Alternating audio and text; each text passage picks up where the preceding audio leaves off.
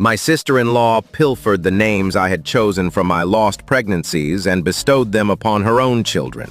Then, she tampered with my prenatal supplements, triggering yet another devastating miscarriage. She genuinely believes I won't dismantle her world in return. What's the most satisfying vengeance you've ever savored? Seducing my adversary's sibling. For years, I battled infertility, not just any infertility, but the kind that dangled false promises. I endured 3 miscarriages, each one striking in the second trimester. Thankfully, most people rallied around me, except my sister-in-law, who initially seemed supportive.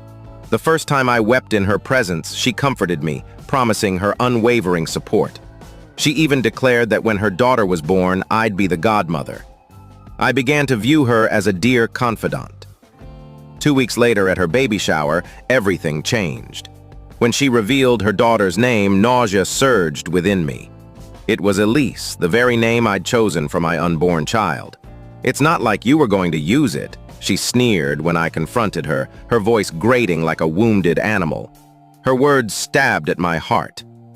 When my husband approached, curious about the tension, I explained. But instead of outrage, he chuckled, dismissing it as a misunderstanding. Men can be so oblivious. On the drive home, I clarified the situation again. My husband, my soulmate, was passive, shaped by years as the family's scapegoat, the type who'd apologize to a mugger for not carrying more cash. "That's just how she is, sweetheart," he sighed. I convinced myself that at least my unborn daughter's name would live on through someone else's child, and threw myself into improving my health with yoga and clean eating. But it was futile. A year and a half later, another pregnancy ended in loss. While browsing in a pharmacy aisle, I stumbled across her latest cruelty. My sister-in-law had posted online to celebrate her second son's birth. The caption read, "Welcome, baby Thomas. Thanks to Clara, my name, for the naming inspiration. Her tragedy is my treasure." It ended with a pregnant emoji and a skull. By the time she claimed the name of my third miscarriage, Amelia, I was desensitized. She sent me photos of her nursery, captioned, "Wish this was for your Amelia, don't you?" My husband still defended her, insisting I was overreacting to mere names and snapshots. After 4 years, I abandoned hope of motherhood. My sister-in-law, now expecting her 4th child, mocked me at family gatherings, joking about which name she'd swipe next. Everyone laughed, except me.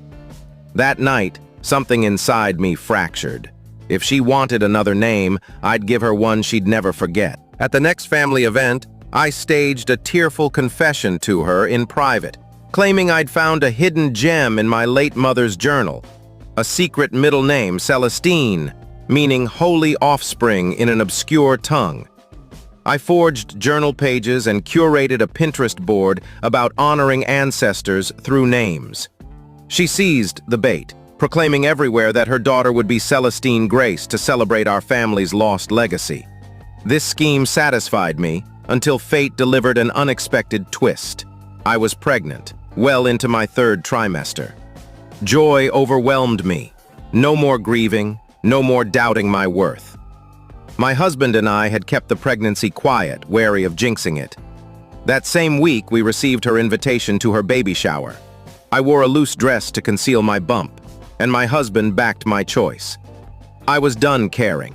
Her shower was extravagant, outshining all her previous ones. The entire family attended, along with her parenting blog fans who'd tracked baby Celestine's journey for months. As she gave a speech about unearthing this sacred name, I stood. "Actually, I have news too," I said, smoothing my dress to reveal my pregnancy. The room fell silent. Her jaw dropped mid-sentence. My mother-in-law's wine glass shattered on the floor. 29 weeks today," I announced, cradling my belly. "We wanted to be certain this time." The crowd erupted in cheers and congratulations. Her face blanched. Then my husband, the family's peacemaker, stood and raised his hand. "You were saying something about Celestine? About your research?" Her cheeks flushed. "Yes, it means holy offspring in an ancient odd," he cut in, holding up his phone. "When I search Celestine, I only find medical sites about laxatives." I bit back laughter as the room froze. Holding my husband's hand, I walked out, pride swelling for our little family of 3. But at 4 a.m., a familiar agony gripped my stomach. We raced to the hospital, but I knew the truth. Another miscarriage. One of my nighttime prenatal gummies had been replaced with something lethal to my baby. I knew instantly she was responsible. Sleep evaded me for days. Her smug face from the shower haunted my nightmares. The police claimed they couldn't prove the tampering. The bottle had vanished from our bathroom, and the hospital couldn't identify the exact poison. My husband finally stopped defending her. He sat on our bed clutching the empty gummy bottle we'd found discarded in our outdoor trash. His hands trembled as he turned it over. She'd been in our home 2 days prior, offering to arrange the nursery. I began cataloging everything, every message, every post, every cruel remark she'd made over the years. My laptop became my lifeline as I uncovered a pattern I'd been too broken to notice. 3 weeks after the loss, I found something chilling. Her best friend, Natalie, worked at the pharmacy where I got my prescriptions. I recalled their giggles at family events, Natalie probing about my fertility treatments. I confronted her during her shift at the pharmacy. She tried to flee to the stockroom, but I blocked her near the supplement aisle. Her face paled when I mentioned the gummies. "I don't know what you mean," she stuttered, her hands shaking as she rearranged bottles. That night, my sister-in-law posted on her parenting blog about toxic relatives spreading false claims. Within hours, her followers flooded my social media with vitriol, calling me envious, unhinged, desperate for attention. My phone buzzed relentlessly with hateful notifications. My husband deleted his accounts after her fans targeted him too. We sat in our darkened living room feeling besieged. He kept apologizing for dismissing her behavior for so long. The next family dinner was at her house. We nearly skipped it, but my mother-in-law begged my husband, sobbing, not to let this petty dispute fracture the family. Reluctantly, we went. She'd placed baby Celestine's crib prominently in the dining room, the name stitched on the blanket taunting me with every glance. She made snide remarks about people who couldn't handle others' joy. During dinner, she stepped away to feed the baby, leaving her laptop open on the kitchen counter. Something compelled me to approach, pretending to refill my water. Her email was open, with subject lines about fertility herbs and natural miscarriage triggers. Heart racing, I snapped photos with my phone. "What are you doing?" Her voice sliced through the air. I turned, phone in hand. She lunged for it, but I dodged. We grappled in her kitchen, her nails clawing my wrist as she tried to seize my phone. "Give it to me!" she hissed, but I held firm. My husband rushed in at the commotion. For the first time, he saw her true face, rage twisting her features, far from her usual sweet facade. "She's trying to take my phone," she cried, tears materializing. "She's lost her mind, just like I warned you." But my husband saw the scratches on my wrist, the wildness in her eyes. He stepped between us, refusing to take her side. "We're leaving," he said softly, taking my hand. Her tears vanished. "Fine, flee like cowards, but everyone will know the truth about her." We drove home in silence, my wrist aching. I showed my husband the photos I'd captured. His face paled with each image. The next morning, her blog featured a lengthy post about coping with deranged relatives. She claimed I'd assaulted her in her home, faked my pregnancies for sympathy, and posted a photo of a bruise on her arm, though I'd never touched her. Her followers devoured it. Comments praised her strength, lamenting her toxic sister-in-law. Some launched a hashtag support her. My mother-in-law called within hours. "You must apologize," she demanded, dismissing my side. "This has gone too far. She's considering a restraining order." "She poisoned my baby," I shouted. "Don't be absurd," she snapped. "She'd never do that. You're clearly unraveling. Seek help." My husband took the phone. "Mom, you didn't see what happened. She attacked Clara, not the other way around." His mother scoffed. "You always defend her now. She sent me kitchen security footage showing Clara snooping on her laptop." My stomach dropped. Of course, she'd edited the video to omit our struggle, painting me as the aggressor. My husband argued briefly before hanging up, exasperated. The situation spiraled. She filed a Child Protective Services report, alleging I was too unstable to adopt. She'd learned we'd begun adoption proceedings before our last pregnancy. The social worker who visited was professional but swayed by the allegations. "We've received over 50 complaints," she said, scanning her file. "But organized campaigns like this often point to someone with a vendetta." We supplied character references, medical records proving my mental stability, everything possible, but the harm was done. The adoption agency paused our application pending the investigation. I wept in my husband's arms that night. She hadn't just stolen my baby's names, she was sabotaging any path to motherhood. The next morning brought more torment. She posted cropped screenshots of me accessing her laptop, omitting her miscarriage research. Her followers branded me a criminal, demanding my arrest for privacy invasion. My husband and I sat at our kitchen table, surrounded by printed emails from the adoption agency, each detailing another concerned citizen, echoing her coordinated accusations. Natalie called that afternoon, her voice trembling. "Meet me at Elm Street Park. Alone.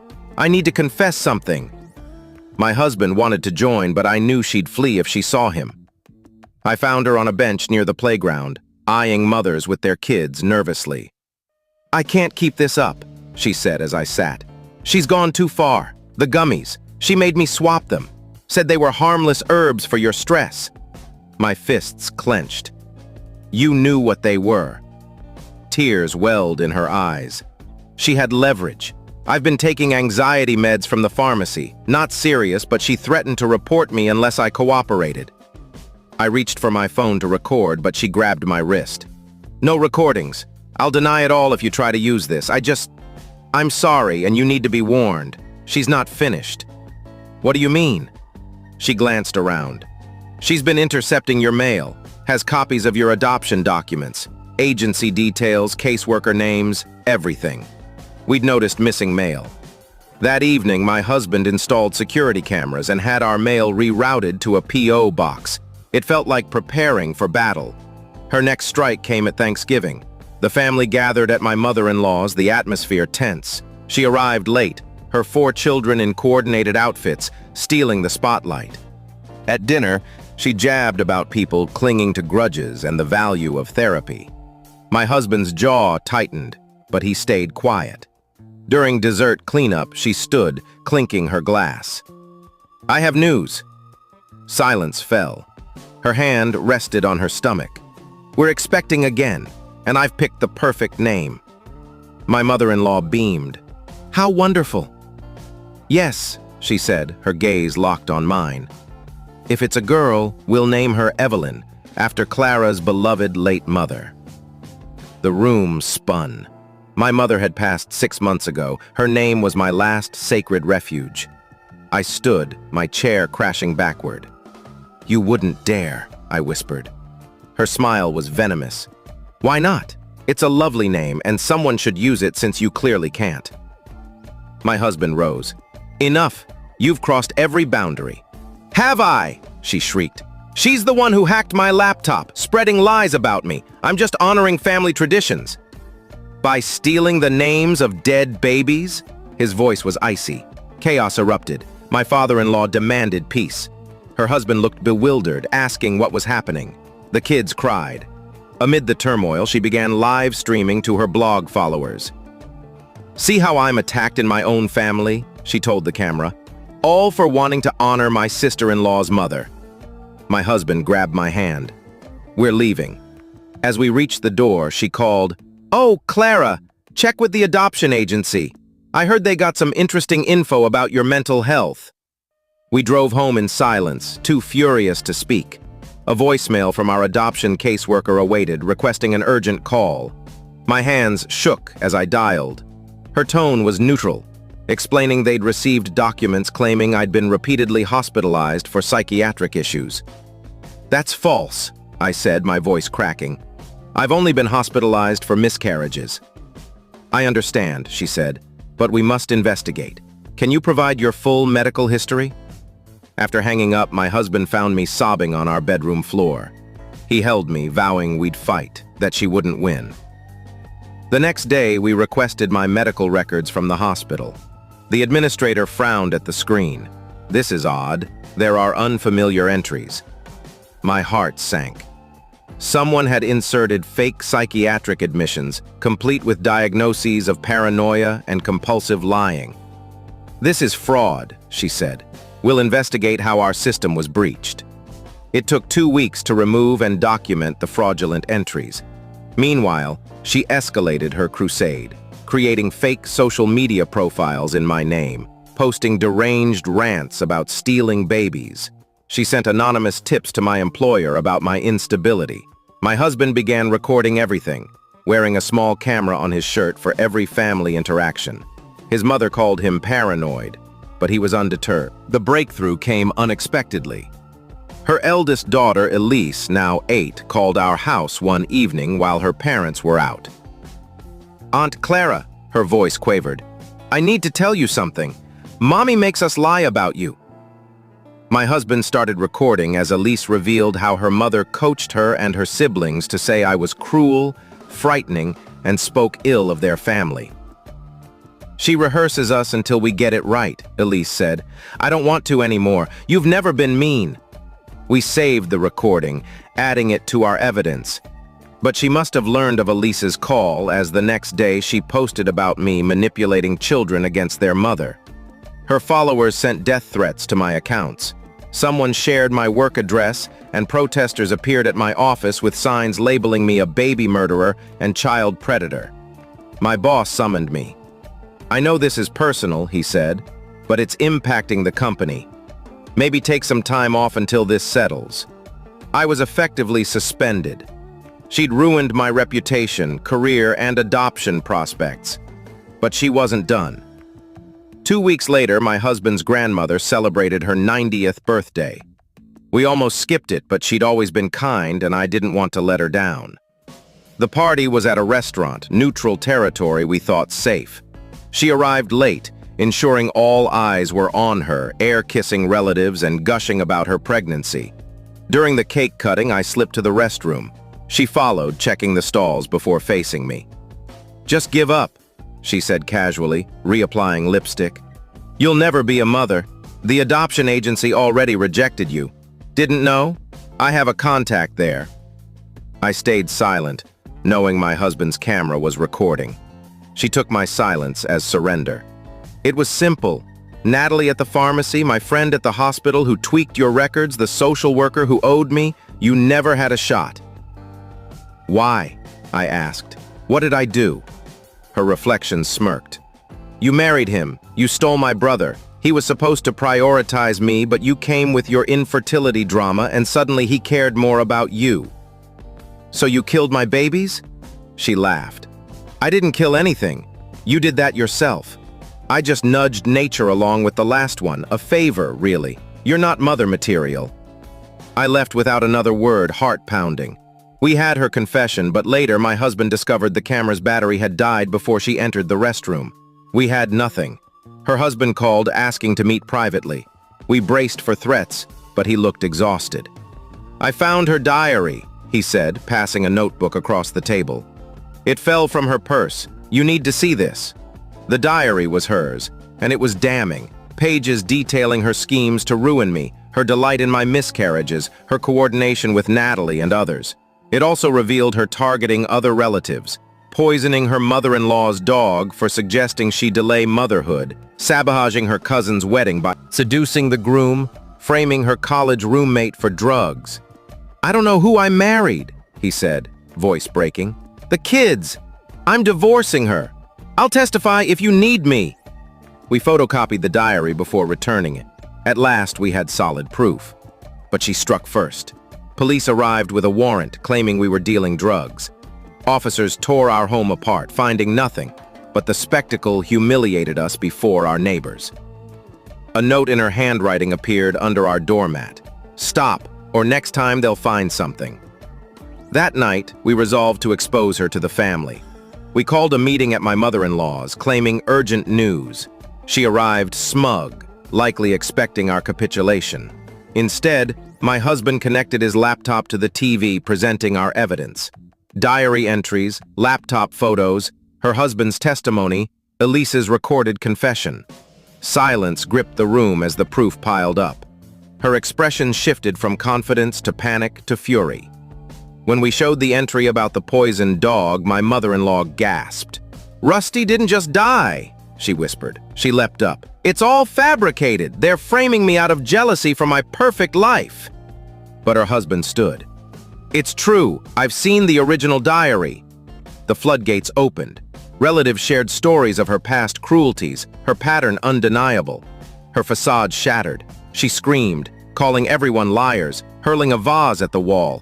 "You barren hag!" she shrieked at me. "You'll never have what I have!" Her son Thomas sobbed. "Mom, stop, you're scaring us." But she was unhinged, lunging at me.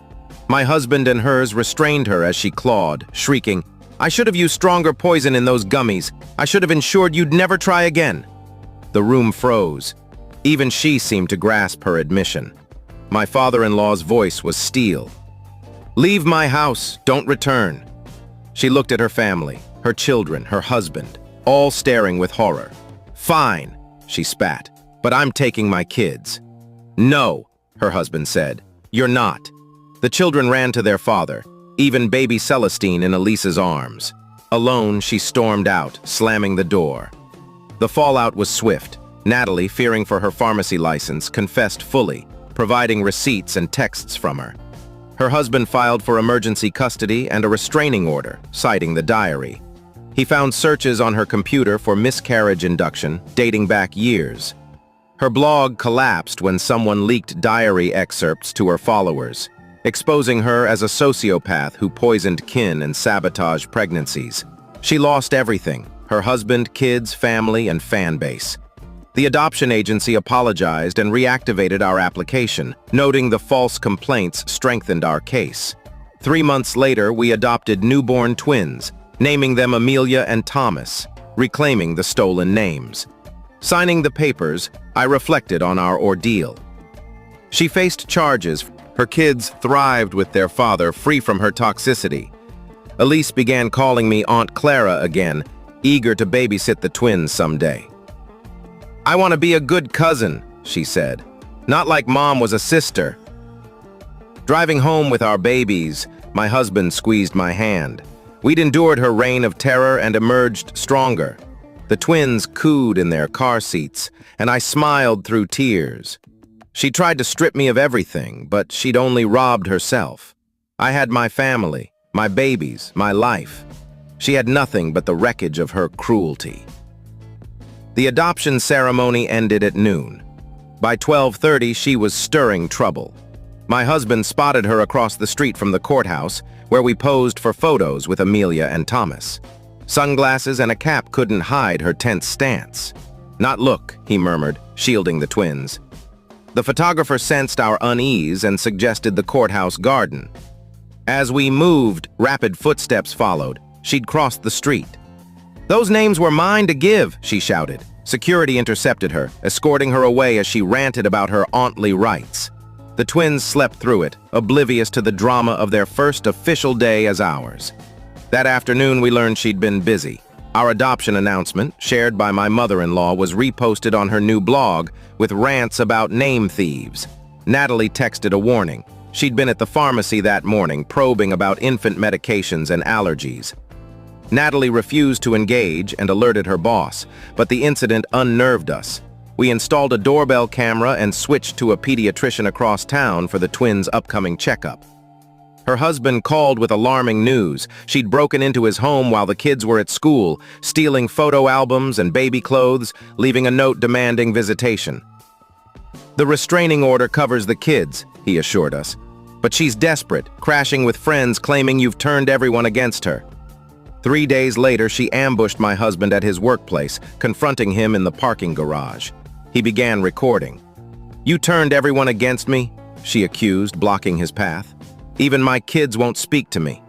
He tried to sidestep, but she mirrored him. "You need to leave. You're breaking the restraining order." "That paper's meaningless," she sneered. "You're my brother. You're supposed to protect me." "You ruined yourself," he said. Her face twisted. She snatched his phone, smashing it against the wall, and fled before security arrived. The broken phone cost us the recording, but garage cameras captured it all. He filed a police report and a warrant was issued.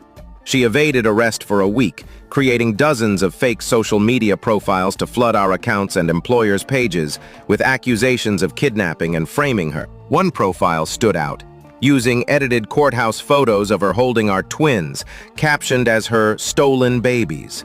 Some loyal blog followers shared it. My boss summoned me. "I know it's not your fault," he said, showing a screenshot, "but HR's worried. These kidnapping claims, though false, are disrupting work." I stared at the doctored image. "What's this mean?" "Take paid leave. Let this resolve. Then we'll reassess." I cleared my desk, fighting hears. She'd cost me my job stability. That night, Elise called, whispering, "Aunt Clara. Mom's outside Dad's house, texting me to let her in." My husband called her father while I stayed on with Elise. We heard her banging on the door, yelling for her kids. "She says she has new vitamins for the baby," Elise murmured. "Special ones to make her smart." My blood chilled. "Don't open the door. Stay away from windows." Police arrived, arresting her as she screamed about conspiracies and her right to give her baby vitamins. They found unmarked pills in her purse. She spent 2 nights in jail before making bail. Her lawyer argued mental instability, securing bail with an ankle monitor and a no-contact order.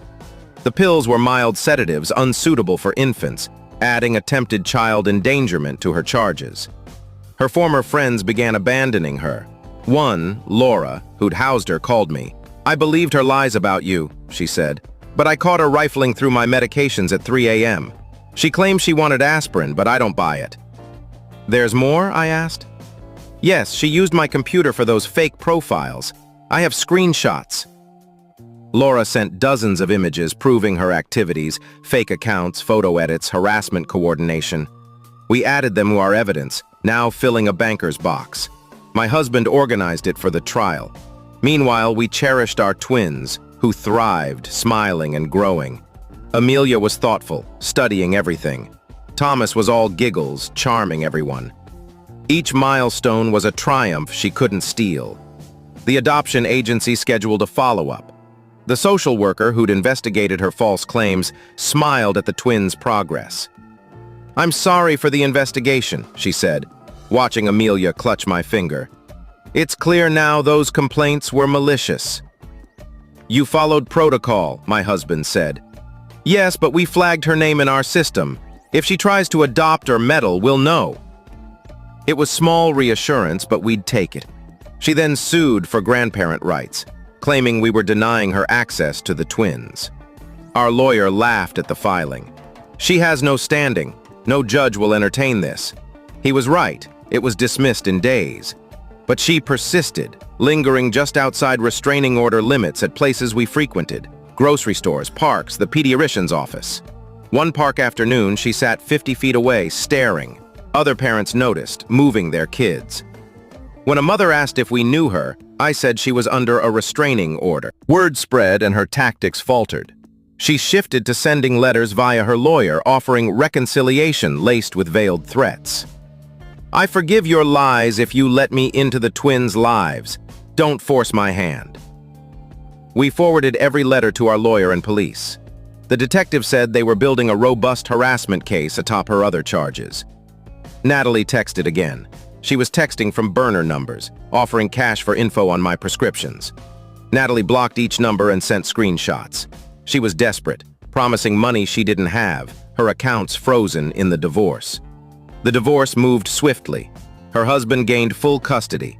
She was allowed supervised visitation but attended once, using it to tell the kids everyone lied about her. She hadn't returned.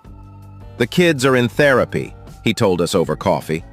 "Elise feels guilty for telling you about the lies." We offered to reassure her anytime. 2 months post-adoption, she made a grave error. Using her maiden name, she got hired at a daycare in a neighboring town, slipping through a background check before her charges fully processed. A mother recognized her from the blog drama and alerted management. They fired her and reported it to CPS, adding another charge for working with kids while under investigation. Her lawyer dropped her, citing conflicting strategies. She represented herself at the next hearing, disheveled and ranting about conspiracies for 20 minutes. The judge halted her. "You need representation. I'm assigning a public defender. I don't need help, she insisted. I need people to hear the truth. Whose truth? The judge asked. Mine. I'm the victim. The judge ordered a psychiatric evaluation and set another hearing. She stormed out, yelling about injustice, then confronted us in the parking lot. We recorded as she approached. Enjoy them now, she hissed, eyeing the twins in their car seats. You think you've won, but I know your routines, formula, diapers, park walks. You're being recorded, my husband said, and breaking the restraining order. She laughed, unhinged. That paper? I've violated it dozens of times. Following you is easy, you're predictable. Thanks for admitting it, I said, stopping the recording. Her face paled as she realized her mistake. She fled, but court security detained her for police. Bail was revoked. She'd await trial in jail. Her confessions and escalating behavior cited. Her husband brought the kids to see the twins a week later, their first in-person meeting. Elise was tender with them. Thomas and the others were curious but gentle. Is Mom in jail? Thomas asked. Yes, buddy, his father said. She made bad choices. Our fault? Amelia asked, worried. No, sweetheart. She's sick in her mind. The kids played with the twins' toys, fed them bottles. It was a glimpse of what family could have been without her poison. My mother-in-law visited, looking aged by the ordeal. I failed her, she said, watching the twins sleep. Normal people don't do this. Mental illness isn't your fault, my husband said. She chose this. We pored over old photos of her as a smiling child, my mother-in-law noting overlooked red flags. Her fury at losing games, manipulating cousins, a classmate's mysterious illness after a school election. I made excuses, she admitted. I called it ambition. I didn't see the truth. The trial was 6 months away. Her public defender pushed for an insanity plea, but the prosecutor was confident, armed with Natalie's testimony, diary entries, and her confessions. We settled into peace. Park visits without fear, doctor trips without tampering worries, family dinners where her name faded. The twins flourished. Amelia's focus and Thomas's charm were ours to cherish, untouchable by her. The daycare sent a letter, updating background checks due to her breach and offering free care. We declined. The twins would stay with trusted kin or friends. Trust was hard-won now. Natalie texted one last time. I'm moving. New job, new state. I need a fresh start.